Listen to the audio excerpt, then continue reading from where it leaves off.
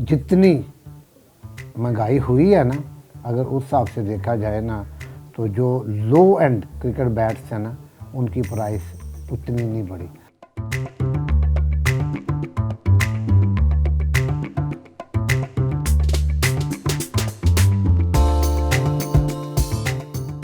आज भी अगर कोई बंदा 5, 6, 7 हज़ार रुपया, 8 हज़ार रुपया लेके मेरे पास आ जाए, मैं उसको ऐसा बल्ला दे सकता हूँ जो कि बेहतरीन परफॉर्म करेगा। I am talking about English willow cricket bat की, तो मैं दे सकता हूँ। बॉल है वो भी मैं उसको 400 से 500 रुपये का बॉल दे सकता हूँ।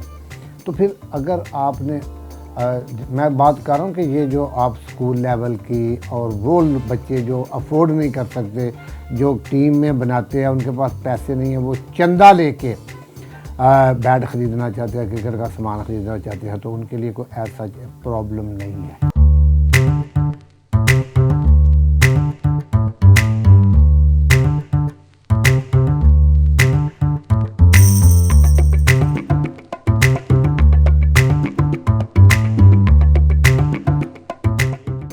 ये हमारा सबसे टॉप का है, ये हम देते हैं 6500 रुपये का, ठीक है। ये वाला पैड ये हमारा टॉप लेवल का, ये जो इंटरनेशनल प्लेयर यूज़ करते हैं ना, ये वो वाली कैटेगरी।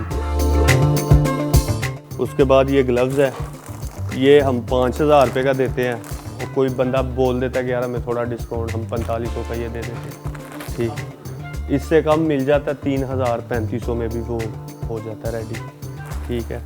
उसके बाद ये हेलमेट है, हेलमेट हम देते हैं 5000 का, 4 में हम लगा के ना दे देते हैं बंदों को। उसके बाद बैट है, बैट जो है ये वाला, ये मतलब कह लें कि हम 30,000 रुपया बोलते हैं और 25 कम दे देते हैं। ये 10,000 से लेके 1.25 लाख रुपए तक जाते हैं ये वाले बल्ले। आजकल आपको पता है बहुत कॉस्टली सामान हो गया, बहुत महंगी चीज़ें हो गई। उसके बाद ये सेफ गार्ड है, ये सस्ता होता है, ये 400-500 रुपये का हम दे देते हैं, ठीक है।